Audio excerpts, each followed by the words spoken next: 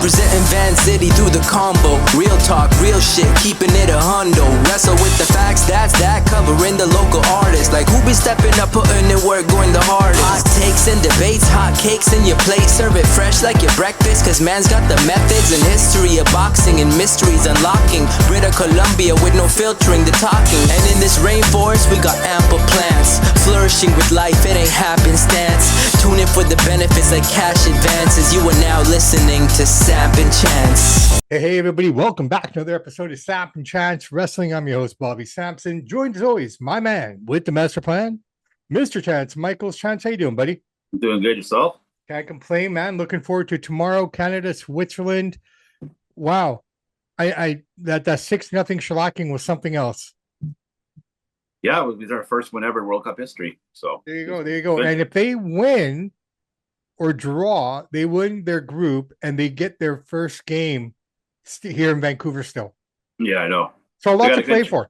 A lot to play for tomorrow. Yeah. A lot to play for. And Messi, I don't care what anybody says. There isn't a debate anymore. He is the GOAT. Okay. Well, it's funny because before this tournament, people were saying, well, he's not going to play a lot. They're going to sub him in. He's not going to do much. But, I mean, that wasn't true. Obviously, they're saying that to mess people up. Yeah, he's got 5 goals. Well, he wasn't even supposed to come into this World Cup. Like, everyone thought Qatar was the end for him. No, he always said, I'm going to play it. But he was saying with his injury, how much would he play? But he's always going to be there. He might have been a sub or something. But, Ronaldo just scored. Sweet, I actually bet him to score. Ronaldo just got a goal. So I'm actually happy for Ronaldo because he's sitting there saying Messi has 5 goals.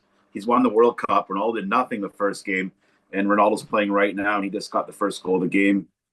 So I'm happy for Ronaldo to get a goal, at least get on the board. He's got one compared. I mean, I think what's his name? David has more goals than him. Who? David, the Canadian? Yeah. Well, I mean, Ronaldo's going to start turning it up. I was actually saying last time I saw a couple of guys said Ronaldo's going to score today. He just has to. Messi's got 5 goals. Could have had 6. He missed the penalty shot. Ronaldo's scoring today. So I knew that was happening. He's got that dog in him, right? So well, I'll tell you what, amongst all this World Cup stuff going on, and yes, we're a bit more attached to it because it's in our city as well. We have a lot of wrestling going on here, buddy. We got Night of Champions, we got Forbidden Door coming up this weekend as well. NXT's got a pay-per-view this weekend, TNA's got a pay-per-view this weekend. We're gonna cover AEW and the WWE pay-per-views. Slammiversary, it is there. How I don't want to say the mighty, but how has TNA fallen off the map? Well, let's talk about it. TNA was exciting when they had it, but now it's WWE light. It's like an NXT. Nobody's interested in it. Here's the funniest thing about this whole TNA. They're offering to sell their company. Now remember, Vince McMahon bought WCW in 2001 for $2 million, okay? These guys want $50 million. Nobody's going to pay $50 million for TNA. The only thing that's worth anything in TNA is their library. The rest of it's worth nothing. The name doesn't hold any weight anymore. It used to be an alternative. It used to be a competitor. When Vince Russo had TNA, he was doing 1.5, 2 million viewers, which is way more than SmackDown. Now TNA gets a couple 100,000 people watching it. It's completely off the map. It's basically like an indie promotion now. They don't have any big stars. People say Mike Santana. Nobody knows who the guy is. So I can't say he's a big star because he's not known. But nobody's going to pay $50 million for that thing. It's not worth anything besides the library's worth a couple $1 million bucks. They do have some classic matches, but nobody wants TNA for $50 million. It's not going to happen. Well, again, they're in the news for all the wrong reasons these days. Tommy Dreamer being released and then all these allegations coming out against him. Here's my question. I'm not condoning any of those kind of things. I don't want to get into what those were. But why do people take so long to say something? Why can't they? It almost feels redundant, like bringing up stuff that happened so long ago now. It just makes no sense to me, Well, they'll counter that and say, well, he was in a position of power, so we couldn't say anything. That's how I get it. But he's in and out of that company, and I don't even know what kind of power he holds. In terms of being anybody's, like, I can understand Vince. So what are the allegations? He was harassing and threatening talent? Yeah, something like that. I don't know. I don't think it's anything sexual. No, but it just, But here's the thing, though. Tommy Dreamer is an indie darling, right? He's come wrestled for us before. Like he's a friendly guy. I listen to him on the radio. I find his I find what he does for pro wrestling is he's putting lipstick on a pig. He doesn't tell the truth about it. I find him very disingenuous as far as talking about wrestling. He loves everything. Every storyline is great. It's not believable. But did he threaten or harass people? If you're telling them to do their effing job or you're not going to work, is that a threat? Not really. I mean, I don't know if I paid too much attention to this. Sounds like a bunch of indie guys pissed off because Tommy Dreamer got rude. Well, as long as there's no sexual stuff. No, yeah, but and again, that just goes to the type of people that are out there these days. They're just so easily offended. I mean, back in the day, if someone told you to do your fucking job, you do your job, right? I mean, that's just the reality of it. I mean, we live in a world now where people are wanting to, are blaming their parents for being born because they didn't want to go to work. They didn't want to do these things. It's just like, come on, people. But anyways, I don't put much stock in the Tommy unless he was like grabbing girls, which they're saying he hasn't been.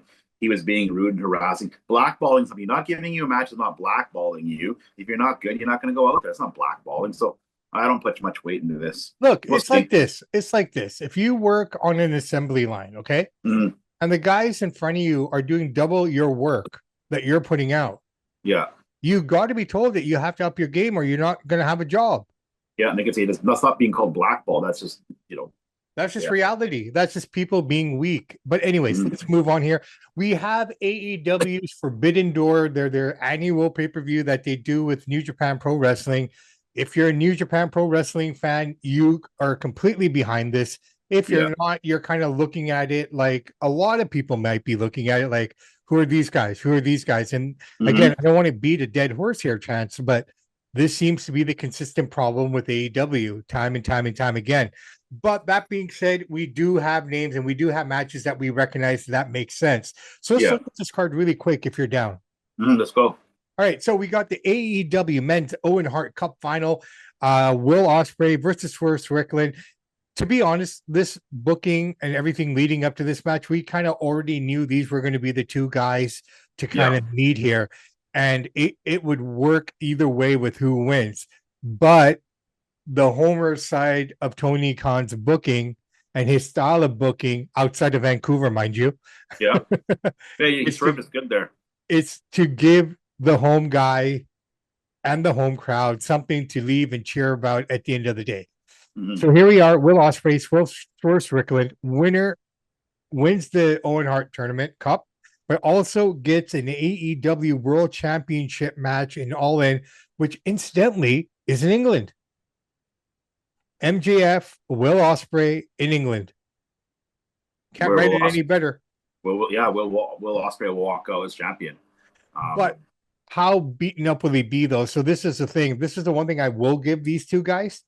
If we already know that, we're pretty much 99% sure, I can say for both of us, that Will's going to walk away with this, right? Yeah. But it's how they do it. Are they going to make him earn it? Like, beat, like Swerve and him put on some great matches in the past. Well, it's going to be a good match. No doubts about it. Yeah. So the thing with Tony Khan is he's overusing Will Ospreay. He doesn't have to wrestle every Dynamite. He doesn't have to have a 5-star match all the time. Sometimes he can just come out, and sometimes he does. But we don't have to see Will Ospreay wrestle 10 to 12 times a month. A couple times a month, that's all we need. Because you got to savor his body, and you see it all the time, it's not as special. Yeah, no, 100%. And then the other thing is to tie in with the Death Riders. Do they play a part in this? Do they help them? Like, these are the little details that are still kind of permeating. Because I'm going to quote Bully Ray. I'm going to quote Bully Ray here, and I totally agree with him. The Death Riders are the most insignificant crew in wrestling. They absolutely do nothing. I don't know what's up with this crew. He's right on that. I don't know what they're doing, but it's just there's too many factions in wrestling, and most of them are pretty sad. I would have to agree with you. And who are you quoting? Sorry, Bully Ray. Bully Ray. Okay. Fair enough. All right, let's move on. And now this one makes no sense to me because this woman hasn't been around for so long yet. Here she is in the final of the AEW Owen Hart Cup final. We're talking Mercedes Moné against Maya World. Maya World's just kind of coming onto the scene in AEW. She has been around. She is building up her name. So this is like an opportunity for her to kind of step up. Me personally, I think you give it to Maya. If you're looking to, put shine on new talent, build some new names, you can't go back to the well of Mercedes Moné. Well, I think they're going to give it to Mercedes Moné because she is such a big female star, and this All In is going to be a massive pay-per-view in Wembley Stadium. They want the big stars there. They want to sell it out. They want to make this the pay-per-view of the year. This is, I guess you want to say, their WrestleMania. Yeah. Or maybe their SummerSlam. So I think they're going to give it to Mercedes Moné. And I think he's going to ride the hot hand. I mean, Maya World, yeah, she's up and coming, but I don't know if she's ready for that moment yet. So I think in well, I mean, but do you want to see a heel versus heel for the title? Because that's what it would be. No, but this is the thing with wrestling. We do a lot of face versus face. We did that WrestleMania. We did Roman versus CM Punk. So I mean, the wrestling nowadays doesn't really make sense with the booking. Yeah. I don't want to see heel versus heel personally. Man, I hope Maya World takes it, but I just got a feeling Mercedes Moné. You know, I'm gonna stick with my pick with Maya World because that's kind of what I'm hoping that will happen. I mean, obviously you're right as well in terms of the way you're breaking it down, so I can't disagree with you. It could go either way, but at the end of the only reason I could see Mercedes winning is because, and no disrespect to Tekla, but who is Tekla? Yeah, she's your women's champion, but she has no name value. You know what I mean? Like, I know. In that sense, right? So, I mean, yeah. In hindsight, you know, if I'm playing devil's advocate, it would make sense to put Mercedes there. I don't agree with it, but when you're champion, like if it was Tony Storm as champion or someone else like that, you know, there's only 2 or 3 women that, you know, of all the women in AEW, now that I think about it, that actually have any kind of name recognition. Yeah. Right? Maybe 2, Mercedes and Tony. Yeah, for this big star name value, yeah, there's only 2. Right? For mainstream, the rest of them are pretty unheard of. Absolutely. Nobody knows who they are, to be honest. I guess maybe you're right on this one, man. But we'll see. But I'm still going to go my world because I want to see something different. All right, let's move on to something which I think is completely useless because of the stipulation and the person behind it. Steel cage match. If Team Briscoe wins, he earns an AEW championship match against MJF. So you got Team MJF, which is MJF, Kazaka, Kyle Fletcher, Andrade, Kevin Knight, Jake Doyle, basically the Don Callis family. Okay. Yeah. Going against Briscoe, Darby Allin. This is where Darby Allin is now after being champion. Kyle O'Reilly, Orange Cassidy, Roderick Strong, and Takeshita. So I don't know. I guess Briscoe's going to end up getting the win here.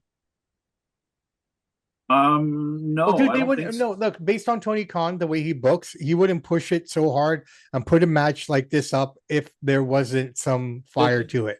This is going to be a good match. I'm looking at the card of the guys. There's some good guys. Like there's some guys that can really rip up here. You get Kyle Fletcher and Takeshita and Andrade, who's like he doesn't have a good character, but he works hard. He puts on good matches. No. But I don't think Briscoe's going to win. And why I don't think Briscoe's going to win is because, I don't think Team Briscoe's going to win and they'll get the championship match because when Will Ospreay wins on this pay-per-view card, we're going to start building Will Ospreay versus MJF. I don't think we need Briscoe in the middle of that because that's going to. What's the point of Ospreay winning if we're going to have MJF versus Briscoe? But even though Ospreay will win, I've seen within the AEW booking where they have other championship storylines going on at the same time. I know. It's right? Too much. So it's like, you know, MJF's involved in 3 different angles at one time. One that he'll take care of on Collision, one he takes care of on Dynamite, and the other one's for the pay-per-view. Right. So I don't see them. I'm sorry, man. And I would tell Tony Khan this, like, listen, dude, you're an awesome guy, the best guy in wrestling. No doubts about it. But, dude, you're going to tell me that you could even consider a guy that looks like Mark Briscoe, looks like a meth head from the streets. You would even give him a sniff of your world title is an absolute disgrace to me. I'm sorry. It's not the first time that they've done it. He's a hardcore guy. Yeah, it's not the first time they've done that for Briscoe. And I don't know if it's out of sympathy. I don't know if it's out of sympathy for his brother or what have you. And I don't mean to use that as a line because, you know, that's very Christian-like. I don't want to be that guy. But I mean, it almost feels like a sympathy kind of, you know, run after run after run for this guy. There's no reason this guy should be where he is in the company with the character that he has. I'm not saying he's not talented. He's a very talented guy. He's okay for the lower end, mid card, hardcore match, get smashed for garbage can guy. But to even consider him, it's crazy. So I don't think that's the thing. They're building a match around the guy. Yeah, I think that the Don Callis family team is going to win, just because we're gonna have a major build for Ospreay MJF. You don't need Briscoe in the middle of this. I think Briscoe. I'm going to go the other way. I don't think Briscoe's going to win because somehow they're going to tie it into some other storyline, which is going to end up being something else. All Out's about it, right. You know, in the time between the time of All Out and this, a lot will happen there. Yeah. So that's why I'm going that direction. Myself personally, but yeah, hey, it could be. We'll find out. All right, Kenny Omega versus Zack Sabre Jr. Now, Zack Sabre usually just shows up for these events. He's a mainstay in New Japan Wrestling. I'm gonna go Kenny. I really don't have much. I really don't have much to break down on this myself personally. This is just a match for a match. This is just a match of two talented guys going at it. A match that Tony Khan wants to see personally for himself. So yeah, I mean. Yeah, I don't know. I don't know what to call it 50-50. I'll just say Omega, but I'm going to go Omega. Yeah, it just feels like that. Story here. All right, so here we go. AEW's Women's World Championship, and this is exactly what I was talking about earlier here. We got Tekla going up against Starlight Kid. Now, who is Starlight Kid? I don't know. I don't know either. Okay, so this just shows you yes, you have a lot of girls in your division, in the female division, but how many of them actually can carry your division? Yeah. Unfortunate. I guess Tony's just trying to give an up-and-comer young girl a chance to get a little bit of shine, but Tekla's going to keep the belt and win. But I don't understand this either. But okay, let's move on. Hey, listen, I apologize to all the fans and everyone listening. I'm not meaning to be hard on AEW. Well, I'm looking forward to this pay-per-view and Night of Champions, because when we come back on Tuesday, we're going to say which pay-per-view is better. My gut feelings, there's too many matches here. 10 matches is too much. My gut feelings telling me, I could be wrong, that this pay-per-view is probably going to be out of the Night of Champions. We get to that, we get a Night of Champions. We don't know until it happens. I could be dead wrong. Look, dude, honestly, I'm going to tell you straight up, man. We're probably going to get the better matches, the better wrestling on. Well, that aside, I don't just look at that. I look at the whole thing, the entertainment. Well, when I look at the whole thing, I would say WWE will still put on the better show because it's quick. They pace it better. Okay. The production quality is going to be better. You know, just the cutaways are going to be better. I mean, if we're looking at from all those angles, yes. But in terms we'll get the Night of Champions in a sec here. I'll get to it. But yeah, we'll see. We'll give a fair breakdown. We'll see. But we'll give it a fair break, right? Because like you said, there's a lot of here. I'm happy that WWE Saturday, and I'm happy that this is Sunday, because guess what? We are going to see, and we're going to call it, or I'm going to call it a ball, a strike. Who's the better booker?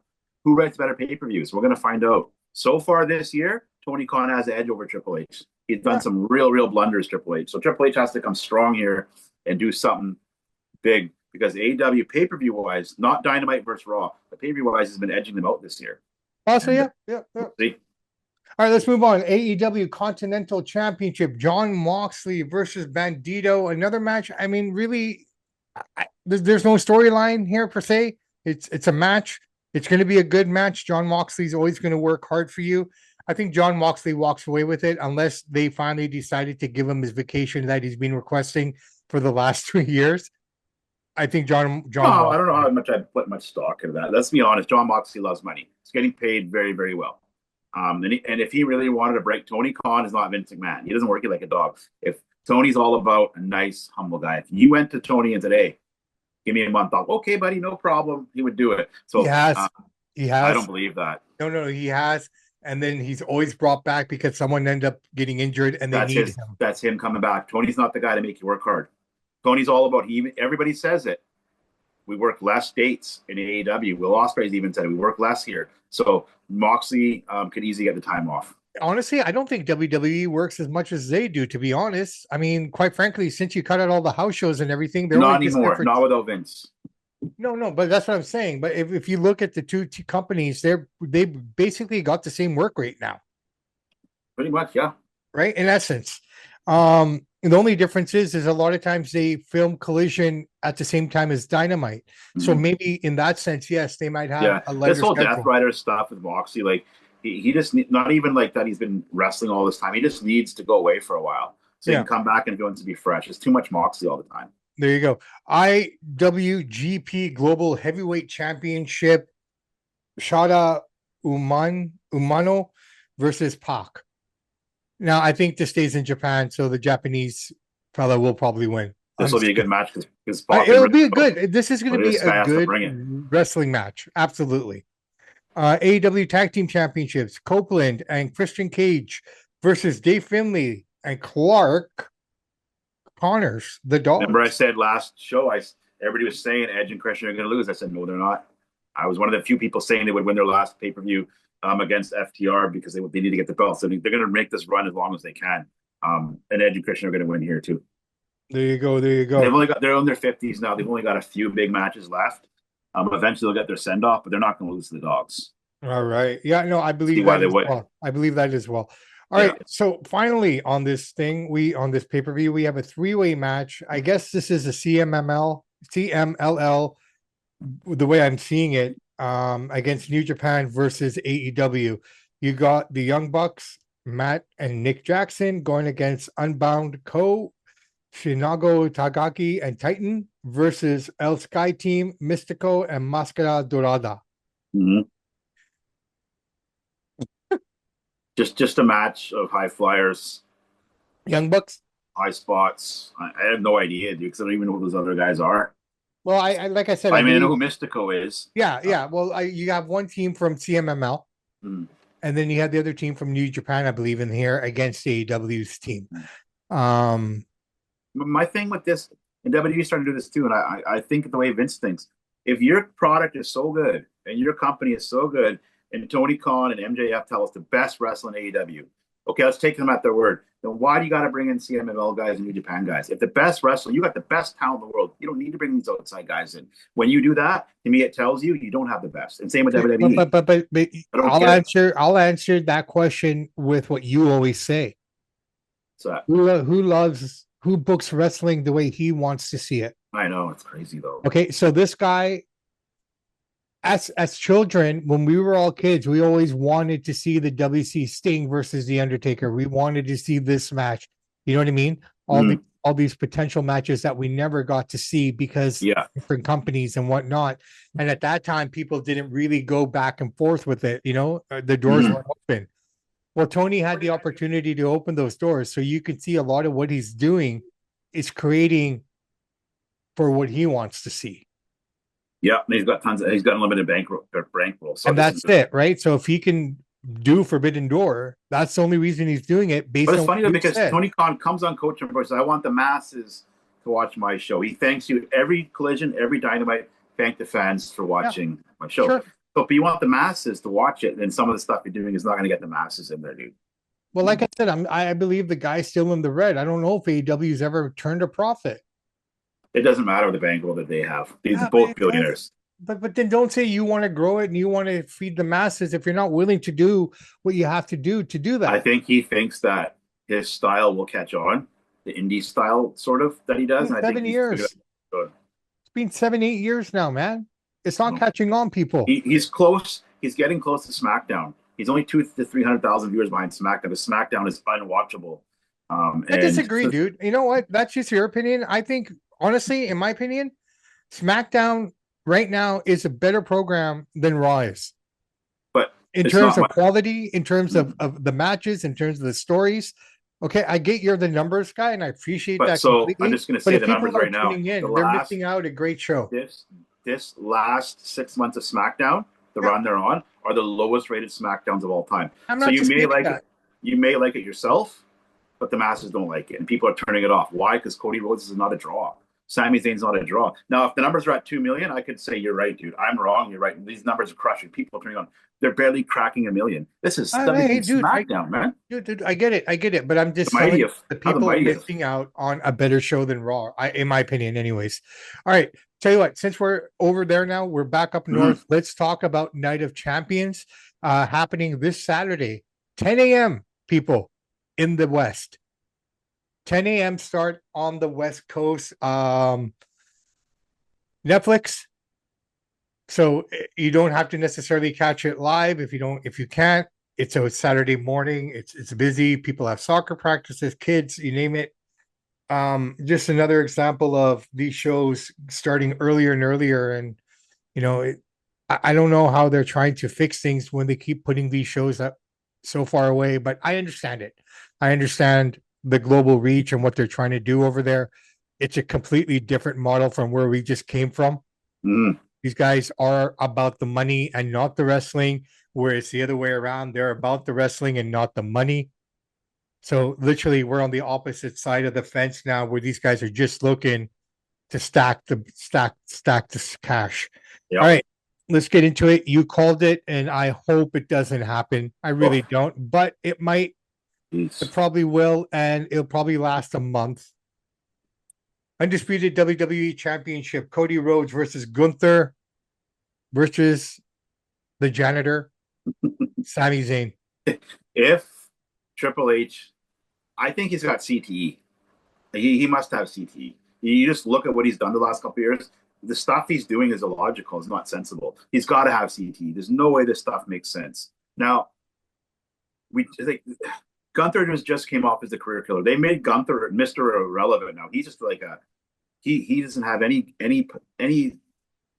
behind him anymore. But you put all this money into Gunther, you let him beat two of the biggest stars ever in Goldberg and Cena, and AJ Styles is a pretty good star in his own right. You retired three big names. You got all this bravado, all this juice. You're on fire, and they just took some water and dumped the fire. Now, Gunther's now he went from being a career killer to wrestling Sami Zayn.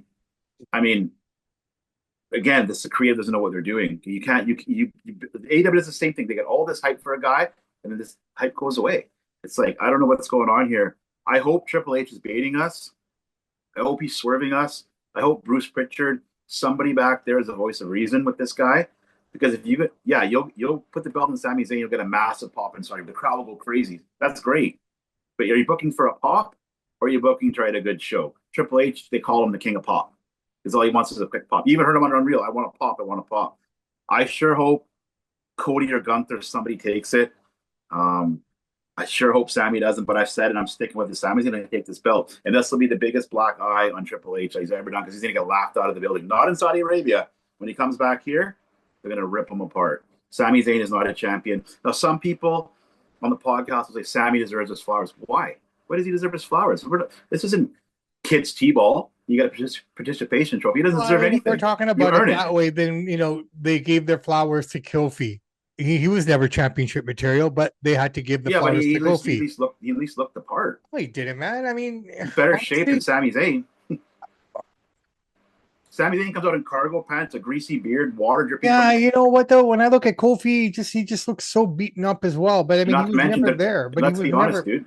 No. But forget the physique, man. It was a pity championship for Kofi. Okay, the same thing with Jay. He's not championship material, but they put the belt on him because it was a feel-good story. But Jay is championship because he had the #1 selling shirt. So the kids are behind Jey Uso. Do I like Jey Uso myself? Not really. But remember, I was the only guy telling everybody on all these indie shows, he's winning the Royal Rumble. No, it's this guy. No, Jay is winning it, because you've got to understand, people get caught up in this wrestling bubble and what they like. I don't care what I like. I go to the school, I see Jey Uso shirts. I know he's going to win the Rumble. They got to know. They check the merch sales. He was #1 merch seller. They're going to give Jay the Rumble, and then to give him the belt because of that. The Yeet movement was pop culture everywhere. All the shows, everybody was eating, right? So I knew on TikTok he was winning it. So Sami Zayn has 0 star power. He's an anti-draw. Look at the numbers. But for some reason, Triple H loves this guy. So he's going to walk out as a champion. And Kofi got the belt. I'm not trying to be rude. Kofi got the belt because at the time they were saying there wasn't a lot of black champions, so they gave him the belts because of that too. That's definitely part of it, for sure. No, you know what? The reason Kofi got the belt is because the guy that was supposed to get that push got injured. And Kofi was the next man up. He wasn't even the original choice, man. Right? I mean, it was that fellow. He's in TNA now. What's his name? Mustafa Ali. No, it was Mustafa Ali who was supposed to get that push. But he got injured. Yeah. So people will tell me Sami deserves his flowers. But my question to them is why? Why does he deserve his flowers? Why does he deserve the championship belt? What has he done? Has he been a decent character? Yes. Does he work hard? Sure. So does every wrestler. That doesn't mean you deserve the heavyweight champ, because you get the heavyweight belt. It says one thing about you. I guess this is the best we got. That's the best. He's 40 years old. I guess they're thinking, and nothing against this man because he's been out of action for a long time. But I mean, the same could be said about Kevin Owens. Well, Kevin Owens, I would never give him a belt either. Right. But if between the two of them, Kevin Owens would hold it better. Yeah. So I'm going to say the same thing that we just said about Tony Khan. Triple H is making wrestling that he wants to see.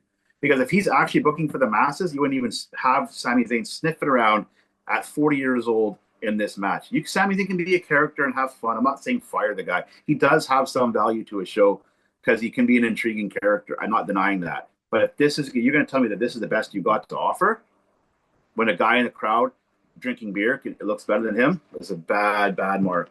Let's hope he's swerving us. Let's hope he pulls it. Let's hope Gunther takes it or Cody takes it. The only other problem here is the Saudi influence. Okay, let's not forget about that either. Mm-hmm. They're paying a lot of money, and if they're going to throw some extra cash to see Sami win the championship, that's what's probably going to happen. We can't forget about the Saudi influence here, okay? No, I know, but Triple H has to say, listen, guys, we're going to let him pop here, but we cannot have this guy have our belt. No, I appreciate that, but they had the same control over Vince, too. But Vince would never give Sami the belt. No, but if the money was there, he would. He would bring Goldberg and guys like Lesnar, but he wouldn't. Vince never let anybody dictate who the champion would be but himself. Because this is the thing, is that Triple H has never built a product before. He's never put his own money into this. So he doesn't. This is like fun and games for him. But we'll see what happens. I think Sami.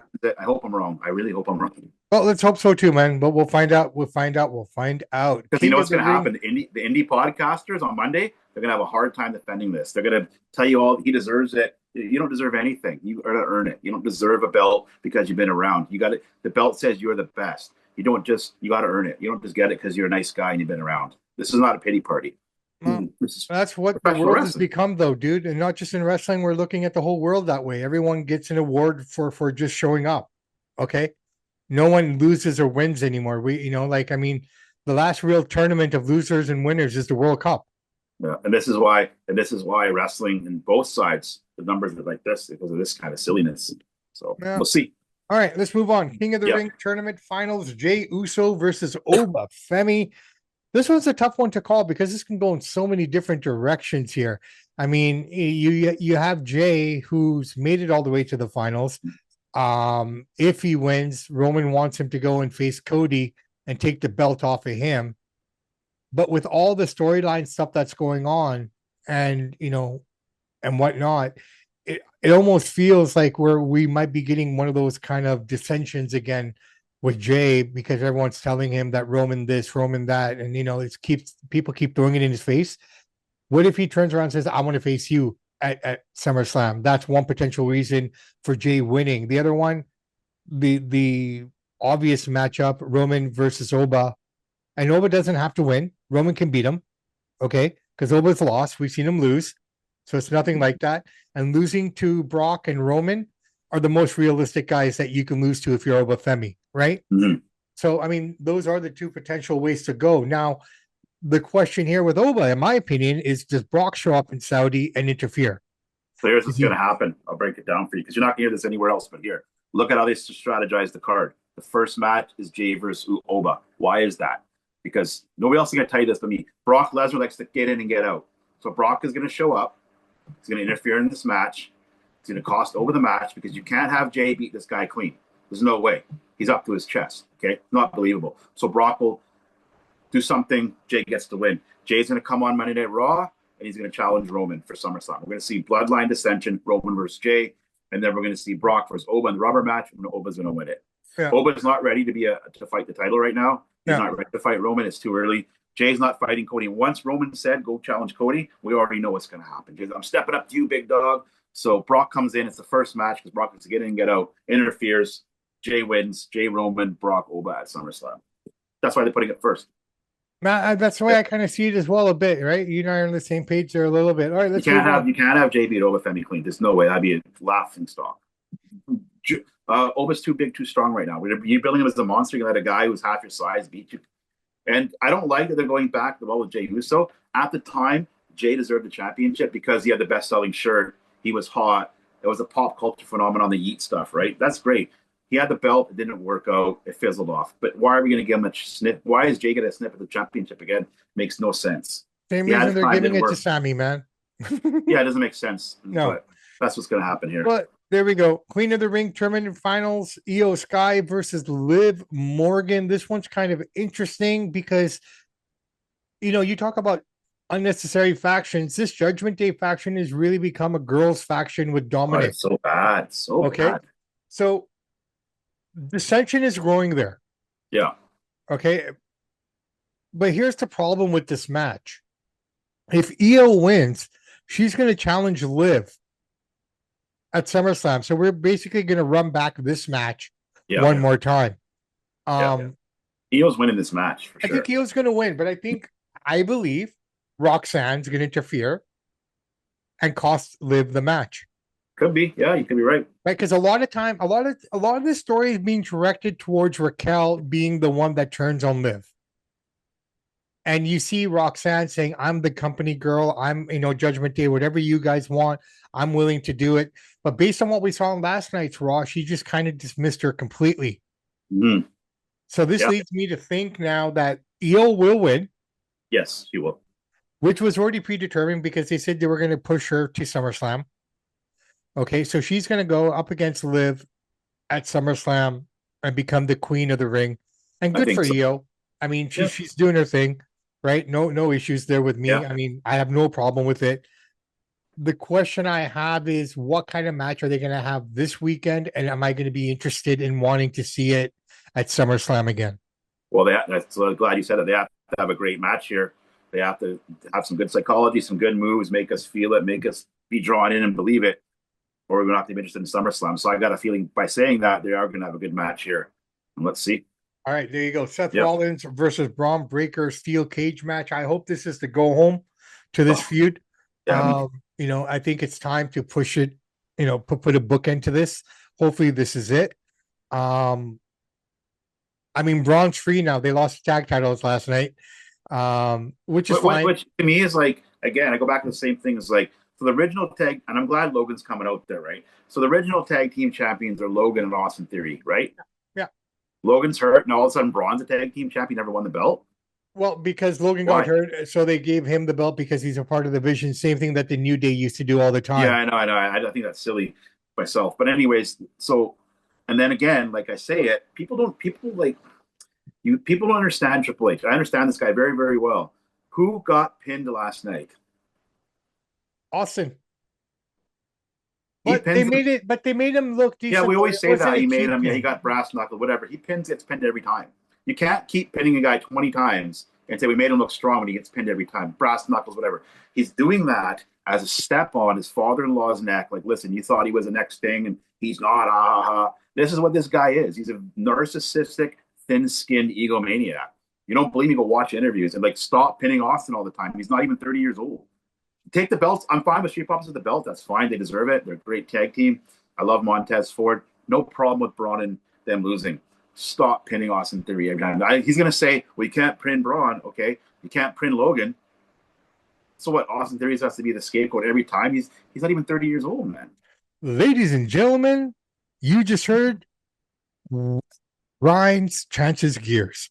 Why is Austin Theory? I would just honestly, if I could have anybody on a pod, and he would never come because he doesn't know who I am, but two, he would never come because he couldn't answer my question. I love that Triple H on there and just say, explain to me what you're doing here because nobody knows what you're doing. Do you know what you're doing? Because why do you keep doing these silly things? I don't get it, man. But yeah, he's sparing Austin Theory and it's done by design. So Seth, Braun, steel cage. What do you do here? Oh, Braun's winning. You think Braun wins? Yeah. But does that close the story though? Then I hope so. But if he loses, then Seth is probably going to want to come back for revenge, right? No, dude. I almost feel you just give Seth the win and then let them move on. This is the only way it's going to go. No, you can't because Braun's a young thrower, but you can't let Seth have the upper hand. That's the problem, right? So Braun's going to win. We're going to see it. Maybe we're going to see this at SummerSlam.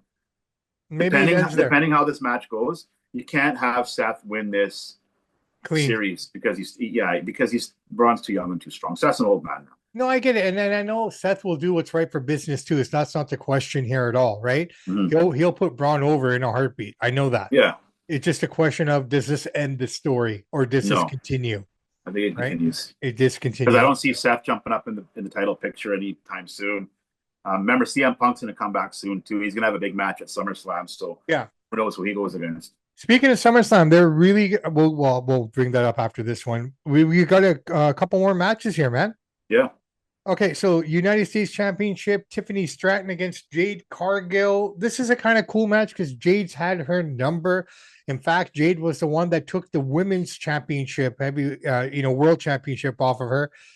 This is a redemption match. Does Jade lose 2 championship matches in a row now, or Nope.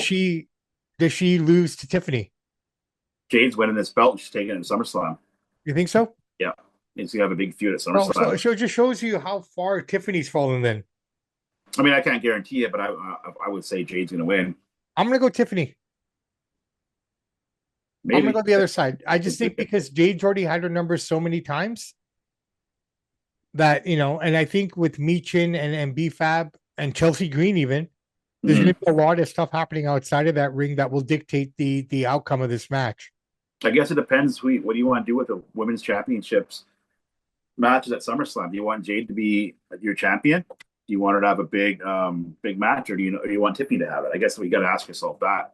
I think Jade takes it myself, but yeah, you could be right. I'm about 60-40 Jade. Yeah, it could go either way. Who knows? Right.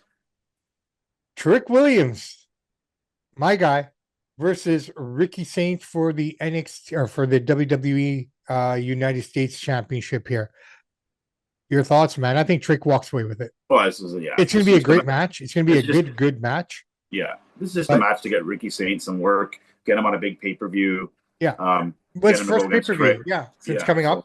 He'll have a good showing.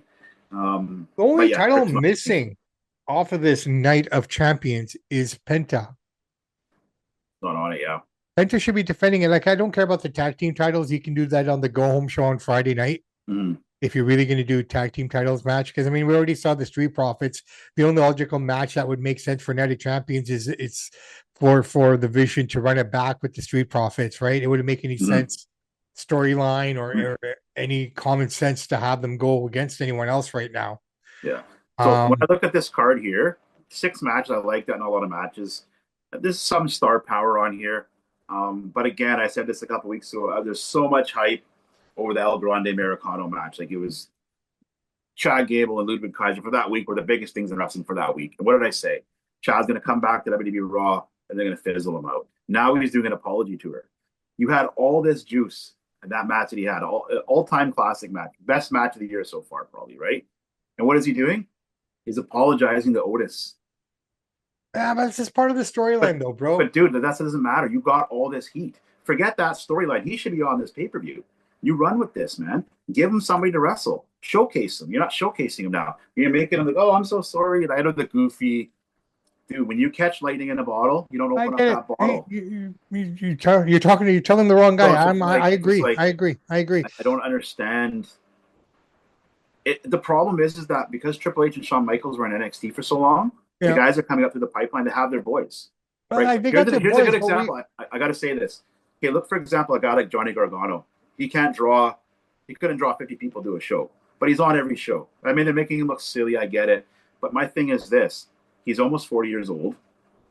He's a good wrestler. Sure. He is on the indie scene for an AEW kind of guy. He's not a big draw. He doesn't add a lot of value to the show anymore, especially with Ciampa being gone. So why is he on TV? Like, give a younger guy that spot. His time is gone. His ceiling he's at the ceiling. He's never going to improve or get any better. He's almost 40. Get on with him and get on with the young guys. This is a young man's game. We keep going back to the well. It doesn't work. Well, dude, they've been doing this. Wrestlers have a short shelf life, right? They've been doing this since the 80s and all wrestling, okay? When Bret Hart wasn't working, they brought back Hogan when they shouldn't have. Yeah, but you're talking about 2 of the greatest of all time. We're talking about Johnny Freaking. No. I'm just talking about the same formula. Okay, hold on. I'm just talking about formula. I'm not talking about the level of these guys. These were the top draws. I get it. All right. They did this throughout the 2000s with John Cena. Whenever Roman wasn't getting over or this guy wasn't getting over the way they wanted him to, what do? They bring back Cena over and over again. But dude, we're talking about Johnny Gargano. No. But I'm just saying, I'm not talking about Johnny. I'm just saying in general, the formula is fine if he's a big star. He's not a big star. That's the problem. It doesn't work with him. Do it with somebody else, but not with this. In my opinion, honestly, Johnny Gargano is the best company man in the world. Okay, I mean, look at what they're giving him, and he's doing it. He's doing it for a paycheck, dude. You I know who the appreciate number one, that. I appreciate that. But number one, every week for the last 4 months, this guy's been sitting on a box with his face pressed against it. I mean, it's dude, humiliating. He's lucky he even gets that. Well, I get it. But the fact that he's doing it without, you don't hear a peep out of him. He's not complaining. You get all these other talent, like, well, you got LA Knight who's on TV. He's in storylines, but he's still not satisfied. Yeah, but he's a star. Johnny. Okay, I get that. But what I'm saying is just for what they're giving him, you know, he's locked. He can't go anywhere else. He could say, no, I'm just going to sit in catering. I don't want to do this. But he's just doing what he's being told to do quietly. Sure, nobody's not making any peeps or complaining about it like other wrestlers do on their socials. But that's my point. That's all I'm saying. I get it, but he's not a star. So if he's a star, you're right. So here's the thing with Johnny Gargano. He's not a draw. He's never been a draw. Now, he's a decent wrestler. I'm not saying he can't work in the ring. That's not what I'm saying. He's not a star. So he's a 40-year-old guy. Was he 38 to 40? He's taking up a spot. If he's so humble and nice, he needs to say, guys, you got nothing for him in a step back, give it a younger. But he's not. He's there for the paycheck. I don't blame him. No, I don't blame him either. He's got to get paid. He's got a family. LA Knight's a star. I appreciate that. And so because, as I was just saying, Johnny Gargano came through the NXT pipeline. He's one of Shawn Michaels' closest friends. That's the only reason he's there. Here's the thing. Johnny Gargano, yes, he's a nice company guy. Sure. He's not a company man. The company man is Cody Rhodes. He's the guy that they put out on all the sports shows, the mainstream sports shows, with his suits and belts and Roman. Those are your company guys. They represent the company. They're not throwing Johnny Gargano on First Take or Get Up. They don't even know who he is. I'm just saying for what they're giving him, he's a nice him guy. not to complain. That's my point. I'm not disagreeing with any of the other points that you're making. Yeah. Look, at the end of the day, it's just the way it is, right? There's a lot of nice guys in wrestling. Doesn't mean he deserves to be on TV. No, but I'm just saying, this is a business of pro wrestling. These guys are paid hundreds of thousands of dollars to millions of dollars. And if you're not a star, you got to go. I agree with you that LA Knight is a star. I'm taking nothing away from the guy, but if he's not getting over and the shit that they're giving him isn't working for him, then he needs to do a better job too. Then I agree. He can't complain about everyone else. But that's the thing, though, and this goes back to what Russo and Coach say. When you're a former boy like Triple H and Shawn Michaels are, they're one of the boys. They have their cliques. They don't separate it, and so maybe LA Knight's a jerk to Triple H backstage. Maybe he rubbed him the wrong way. We don't know all the intricate details, right? However, he is a bigger star than they're making him be. Now, yes, LA Knight has to do better, but he's over quite a bit. They do that thing everywhere he goes. The crowd pops for him. I'm not saying I'd give him the belt myself, but if you're going to tell me that we're talking about Sami freaking Zayn being your champion and LA Knight can't get a sniffer on the title, tells you right there they don't like the guy. Look, maybe they don't, but they brought him in. He wasn't a Vince hire.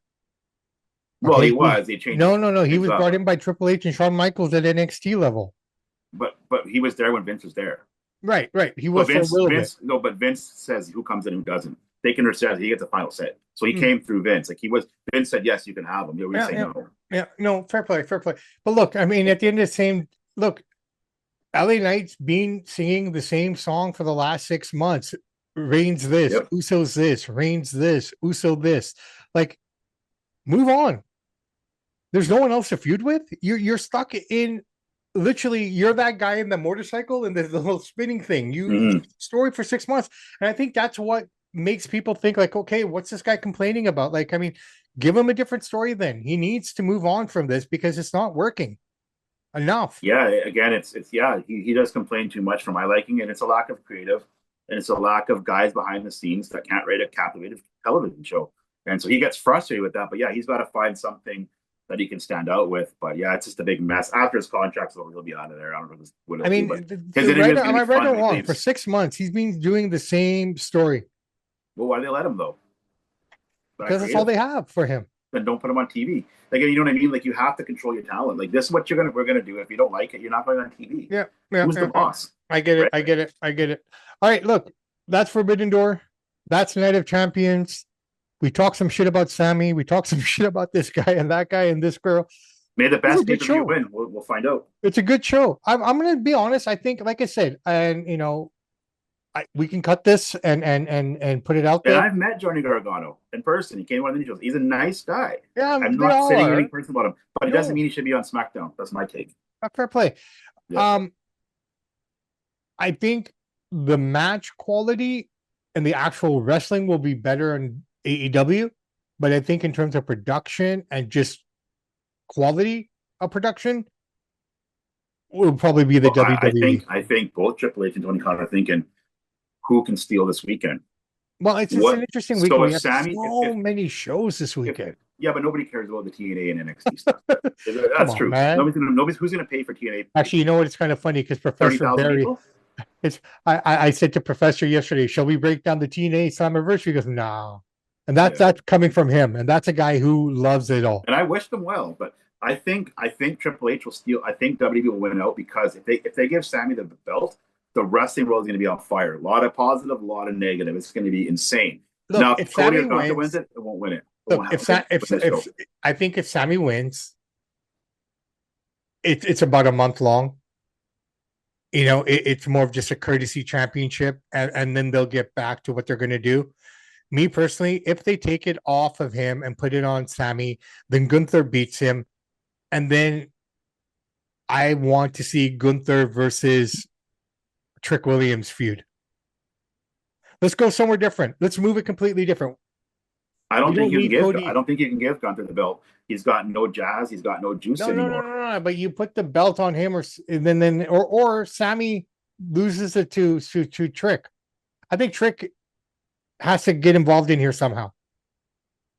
He's the brightest light in SmackDown, in my opinion, right now. Yeah, it's hard to argue. I just hope that Triple H is swerving us and making everybody say, "Oh my God, he can't do it. He won't do something so crazy." And if Triple H does this, he's got CT. He needs to go get his head checked. Well, if Triple H does this, I'm not going to go as far to say CTC, but I'm going to say that he's just too predictable, and then we need to figure something out. Because they're friends. This is another guy that Triple H keeps his boys close that he likes, and the guys we don't like. We know he doesn't like LA Knight. We know he doesn't like Austin Theory. Well, I mean, Vince did the same thing too. Oh yeah, of course. Every booker has a favorite. Yeah. We'll see. All right. Let's find out. This is why we watch. So remember, Forbidden Door this Sunday? Yep. 4 p.m., I believe, is the go-home show, and then 5 p.m. start Pacific. All times are Pacific that I'm saying. That's your Sunday night. Probably go right up until 10 o'clock at night. What a way to end a Sunday. And then we have Night of Champions, 10 a.m. Saturday morning. Also, the Great American Bash is also Saturday. Happening on the CW. They're putting it on network television. Oh, good. That's good. Good idea. But if you don't get CW in Canada, YouTube, Netflix. It's kind of interesting how they've done it. When they put Saturday night's main event on Peacock, or no, when they do their shows on YouTube in the States, we don't get that feed. Yeah. We end up having to watch it on the Netflix. Here's a question I have to ask you in the show, because you have more of you're more into that. So why do you think Tony Khan and Triple H have went away from realistic storyline telling? And let me give you an example. Let me answer you. I believe it's because of they base everything on what's happening in the world, and they feed off of the way most people think. Okay, if we're looking at what society is today and what people are wanting to consume, they're gearing their product towards them. But the problem with that is these two guys have the lowest rating shows of all time. No, I get it, dude, but that doesn't work. It doesn't work because the attention spans are so small. There's so much more things out there for people to view. You know, it's a multitude of different things. The real unrealisticness, that has a lot to do with the fan base that they're kind of catering to. They're not catering to us. No, I know, but the thing is, though, that when they don't cater to the masses, you get 1 million people and 600,000 people watching Dynamite and SmackDown. Nobody cares about it. My thing is, like, the best storylines had obviously pro wrestling, we always shine it up. We put a lipstick on a pig. But one of the greatest storylines ever is simple. Who doesn't want to kick their boss in the stomach and punch him out? That's exactly what Austin But we don't live in that world anymore where it doesn't even have to be that. It's got to be some realism. We all know the kind of guy Triple H is. He's not a well-liked guy. So why is he not out there? Why are we not taking the story out here? I get it. But it's catered to... You know why? You know what? I heard a good caller on Sirius XM the other day before we wrap this up. And the reason why he said Triple H doesn't bring out that character, because he's so sensitive. You saw what happened. No, but hold on. You saw what happened when he goes out to these press conferences. They boo, you suck, we want Vince. Like, he can't handle it. So if you bring out a storyline where somebody says, hey, you marry the boss's daughter, you stink at creative, drop a roll of paper and list all the ratings that he has, lowest of all time. He can't handle that, even if it's for the show. He's not like Vince. He can't poke fun at himself for the show. He just can't do it. He's got an ego. And here's the irony behind it. Here's the irony behind it. Yourself and all these other people that have these views, which I'm not going to disagree with or agree with. You know what I mean? It is what it is. Well, it's true. The numbers are there. Hold on. They're making money hand over fist still, though. They are for now. But they have been forever. Like, remember, we couldn't sell at WrestleMania. When has that ever happened? Well, look, I mean, I get that completely, but they're still making money hand over fist because of TV deals. But eventually, that's going to well and dry when the ratings keep getting this low. Then that's when change will happen. The minute they start, dude, honestly, once they see their profit margin dropping, then change will happen. Until then, they're not going to change shit. They just re-signed them for 3 years. Yeah, I get it. But what I'm saying is, like, the problem is that people don't care about wrestling when you do it this way. I get it. But until those profits drop, they're not going to change anything. Example, it doesn't matter what show AEW puts on. People in the WSN are going to watch the show and tell you it's good. It doesn't matter. You have those fans. So get the other fans that turned it off. Bring these guys in. You double your ratings. I don't understand why they refuse to do that. Because they're scared these guys go onto Facebook and call them names. I don't know. It's crazy. No, I hear you, brother. All right, let's wrap this puppy up, man. This has been a beautiful show. I'm really happy about this one. So, it's a complete contrast from what I do Monday mornings with the Bear. That's good, though. It's like you have a band, you have a side band, you know? Dude, it's a lot of fun there as well, honestly. So, no issues. Me and you, we plug in the guitars, we go to volume 10. You and Bear like an acoustic Bob Dylan set, which is great. It's everybody needs something different, right? No, it's a nice way to start the week, right? Before I get into it here. So it's a beautiful thing, man. It's all beautiful. Thank you so much, brother. That was good. All right. That's that in this week's edition of Samp Chance Wrestling. Guys and gals, lots of wrestling this weekend, but the weather's really good too. So it's going to be really hard to kind of catch it all. So thankfully we have YouTube, we have, this and that. So don't stray away from doing cool things when you know you can come back and watch it. But if you have nothing to do on a Saturday morning, think of it as Saturday morning cartoons with a bowl of cereal. You got WWE Saturday morning, a lot of fun there. So we got Night of Champions, 10 a.m. We got Forbidden Door on Sunday, 4 or 5 p.m. Pacific, all times Pacific. Guys, I'm Bobby Sampson. He's Mr. Chance Michaels. And in the words of great ACDC, those that download, like, subscribe to the podcast, we salute you. We do salute you. And remember, work hard, believe in yourself, and just stay to the game plan, man. Don't let anyone deter you from what you believe is right and what you believe to be the truth. Samp and Chance are out. Samp and Chance, are you ready?